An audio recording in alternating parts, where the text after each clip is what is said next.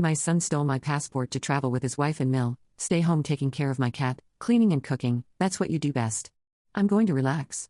That same night, I packed my things and left. The next morning, he regretted it. The passport was supposed to be my ticket to freedom. I'd been planning this trip to Ireland for 3 years, saving every spare dollar for my part-time job at the library, researching genealogy sites late into the night, mapping out the villages where my grandmother was born at 53. I'd never traveled anywhere that required a passport. My ex-husband had always said international travel was frivolous spending, and after the divorce, I'd been too busy rebuilding my life to think about adventures. But this trip, this was different. This was mine. I'd booked the flight 6 months ago using money I'd squirreled away from selling my mother's jewelry after she passed. The guilt of that had eaten at me for weeks, but Mom always said she wanted her things to bring me joy, not gather dust. What could bring more joy than finally seeing the rolling green hills she described in her stories? The passport arrived on a Tuesday in March, crisp and official in its navy blue cover. I held it like a talisman, running my fingers over the gold lettering Stella Elizabeth Hayes. Even my name looked more adventurous in those bold letters. I was in the kitchen that evening, making dinner and mentally packing my suitcase for the 100th time when Derek came through the front door with that particular energy.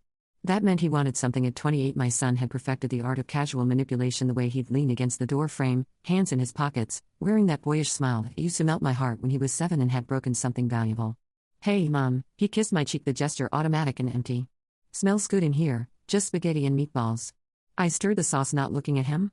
Over the years, I'd learned to read his moods in the space between his words.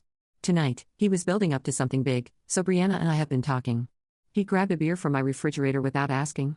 Derek had been married to Brianna for 2 years, but they still lived in the apartment above my garage, a temporary arrangement that had stretched into permanence through a series of job losses, bad timing, and vague promises to get their own place soon.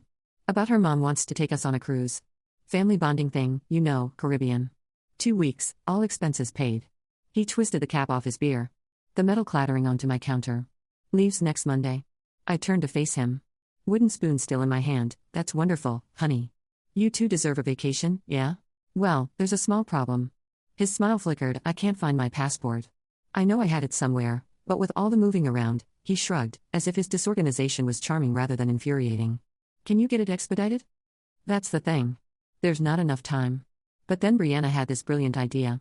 Derek's eyes lit up with the enthusiasm he usually reserved for get-rich-quick schemes. You're not leaving for Ireland until next month, right? So I could use yours and you could apply for a replacement. By the time you travel, it'll all be sorted out. The wooden spoon slipped from my fingers, clattering against the stovetop. Derek, passports aren't transferable. They have photos, personal information. I know, but hear me out. He moved closer, his voice taking on that cajoling tone he'd used as a child when he wanted extra dessert. Mine expired 2 years ago. Remember, and when I got it renewed, we kind of looked similar in the photos, same dark hair, same general build, border security, barely glances at those things anymore. I stared at him, waiting for the punchline, for some sign that he was joking. But Derek's expression remained earnest, expectant. He genuinely believed this was reasonable. That's fraud. I said quietly, that's a federal crime. Come on, Mom, don't be so dramatic. It's a technicality. Besides, what are the chances anyone would even notice? And if they did, I'd just explain the mix-up. No harm, no foul. The sauce began to bubble behind me, spattering the stove top with red drops that looked uncomfortably like blood. I turned off the heat. My hands shaking slightly. Derek, I've been planning this trip for 3 years. I've already paid for everything and you can still go just a month later than planned. The travel agent can change your dates, right? It's not like you have a job to get back to or anything. The casual dismissal of my life hit like a physical blow, not like you have a job to get back to, as if my work at the library, the children's reading programs I coordinated, the literacy classes I taught, as if none of it mattered, because it didn't pay enough to make me worthy of consideration. 1.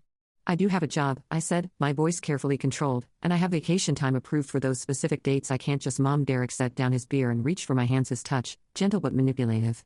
Look, I get it. You're excited about this trip, but this is a once-in-a-lifetime opportunity for me and Brianna. Her mother is finally accepting me as part of the family, and this cruise could change everything for us. You know how important that is? I pulled my hands away, and my trip isn't important. Of course it is, but you're not depending on this for your future. This isn't just about a vacation for me, it's about my marriage, my relationship with my in-laws. You want me to be happy, don't you? There it was, the weapon he'd been wielding against me since he was 16 years old, refined and sharpened over the years, until it could slice through any argument I might raise. Don't you want me to be happy? How many times had I heard those words when he'd needed money for car payments he couldn't afford, when he'd moved back home after college, then again, after his first apartment, then after the job that wasn't the right fit, When he'd asked me to co-sign loans cover his credit card payments, let him and Brianna live rent-free while they got on their feet. Don't you want me to be happy? And I always did, God help me, I always wanted Derek to be happy, even when it meant my own happiness got pushed aside, forgotten, relegated to someday and when things settled down. But this time felt different. This time he wasn't just asking for money or a temporary favor. He was asking me to give up something that belonged entirely to me, something I'd earned and planned and dreamed about. He was asking me to make myself smaller so he could expand into the space I'd occupied. What does Brianna think about this? I asked, though I already knew the answer from the way Derek's eyes flickered toward the stairs leading to their apartment. She thinks you're amazing for even considering it.